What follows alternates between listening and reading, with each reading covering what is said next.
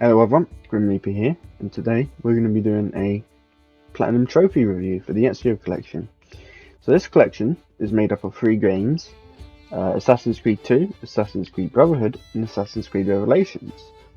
And we'll be going into each game, and I'll be giving off my thoughts and opinions on them, what I liked, what I didn't like, and how easy it was to get the Platinum Trophy and what it was like.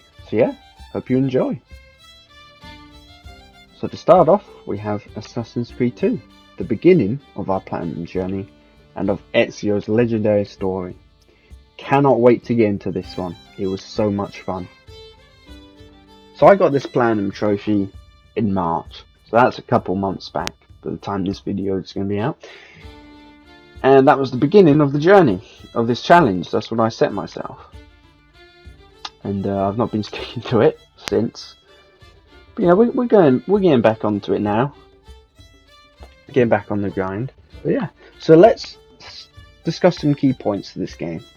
We'll briefly talk about the story, the soundtrack, the gameplay, and of course the trophies and what it was like to get them. So yeah, firstly we have the story. It's an incredible story, very beautiful with some emotional moments. And it begins with the birth of Ezio, and we see him go from a young child to the assassin we know and love today. And then we have the soundtrack. It is incredible. Ezio's Family, that track is one of my favourites in any game I've ever played. Truly a beautiful piece of work. And now there's the gameplay. The gameplay is a massive improvement over the first game. It is everything a sequel should be. It takes the same formula and expands upon it, and adds so much more depth to it. With the parkour, with the stealth, with the gadgets you get, and the open world environment, it is nothing short of amazing, and is a very fun game to play. And lastly, there's the trophies. Overall, I would say this is the easiest of the collection to go for the Platinum Trophy on, and it's a very enjoyable experience. The only issues are there some grindy trophies with the collectibles, like collecting the feathers, but that's not too bad. But the hardest trophies were Mesa Sandman, where you throw sand in 4 guards' faces at once, and Sweeper, where you knock 5 guards off their feet in one swing with a heavy weapon. Those 2 were quite challenging, but other than that, you'll have a very breezy and enjoyable experience. So my overall thoughts on this game are, I loved it. I thought it was incredible, it was really fun, and it was a super easy Platinum to go for, barring 2 trophies. If you're looking to Platinum any Assassin's Creed game, this is definitely the perfect starting point. It's such a fun experience and you'll just have a great time. Now on to Assassin's Creed Brotherhood, the next step in Ezio's journey and my Platinum Trophy journey. So I got this Platinum Trophy just 4 days after Assassin's Creed 2, meaning I completed the whole game and got the Platinum Trophy within 4 days.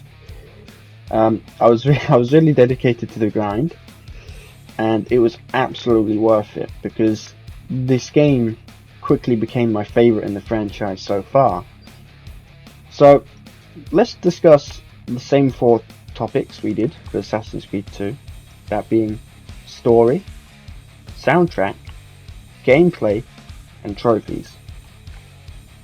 Now going into the story, we see Ezio dealing with the consequences of his mistake from the ending of Assassin's Creed 2. Now I won't spoil too much or dive too deep into the story, but what I will say was that I very much enjoyed it and it was an excellent continuation from Assassin's Creed 2. We also continued the story of Desmond Miles from the first and second game. And then there's the soundtrack. I really enjoy this soundtrack. I often listen to it outside of playing the games because it is honestly just that good. I very much enjoy it. And now onto the gameplay. The gameplay is just like 2 was a massive improvement to the first game. This is a massive improvement to the second game. It takes some of the systems from Assassin's Creed 2, like the villa, and expands upon it greatly. You can now purchase shops like blacksmiths and doctors and tailors, and they will generate revenue for you, and it's such a fun feature to use. I went around and saved all my money and just kept buying the shops to renovate them before I started buying armor and weapons. And it worked out good because, as you can see, I have a lot of money from it. But yeah, the gameplay was so good. It was, you know, it was just more of 2 but better. And the open world it's the first time we got just one big world, and that is Rome, and it's such a beautiful place to explore and so fun to just run around the rooftops. But yeah, I absolutely adore the gameplay in this, and it is my favourite gameplay of the Ezio collection. There's also this incredible new feature where you recruit new assassins and train them, basically. You know, you can send them out to kill for you, and there's a special ability where you can call in an arrow storm, and it's a really fun mechanic, and you have to send them out on missions as well to get them XP and stuff, but you can also get them XP from just simply using them. But yeah, overall, absolutely love the gameplay in this one. And lastly, there are the trophies. Oh my goodness, this one made me go mental. Some of them are extremely challenging. It's also the start of the get full synchronization trophies. So they introduced a new mechanic where you have secondary objectives or secondary missions inside each mission. And it will be stuff like complete the mission without getting detected, something like that. And if you do it, you get full sync, and there's a trophy to full sync every level. It is agony. Some of them are a right pain in the arse. There's also some other challenging trophies, such as Kaboom, which is destroy the tank. So there's a set of missions you do for Leonardo da Vinci where you destroy his machines, and the tank one is downright awful. Oh my goodness, the full sync for that mission, it made me go insane. It was horrific. There's also a missable trophy, and it's called Male Damon, and it's a pretty easy trophy to do, but it's also very easily missable. And so I had to start a new save and play again to get this trophy. It's not too far into the game though, so it wasn't too bad, but definitely keep an eye out on that trophy if you're going for the platinum. So yeah, my overall thoughts on this game are, it's incredible. It is my favourite game of the franchise so far during this whole playthrough of them all, and I very much love it. It's an expansion of 2. It's got amazing gameplay. It's just an overall really good game. The platinum trophy is quite tough though, but I do recommend it. If you enjoy the second game, you will love this one probably even more. So yeah, honestly, go for it. And lastly, we have Assassin's Creed Revelations, the end of Ezio's journey and the final platinum in the trilogy. So just like the last 2 games, we'll be talking about 4 key points: story, soundtrack, gameplay, and trophies. So let's start with the story first. So the story was amazing. It was my favourite story in the whole franchise so far. It was nothing short of incredible. It ties back to the first game with Altair, and it ties off Ezio's trilogy beautifully. It was so good and such a beautiful ending, and it had an amazing opening cutscene where we see Ezio going to Masyaf Castle, narrating over it, and I could honestly watch it over and over again. That's how good it was. And now we go into the soundtrack. The score for the opening cutscene was beautiful. It was so good. But truthfully, I don't remember much of the other soundtrack. So yeah, now we'll go on to the gameplay. So the gameplay, it was really good. It was pretty solid. They added some new features, like there's zip lining. You can now craft bombs. There's these Templar dens you can take over to turn them into assassin dens.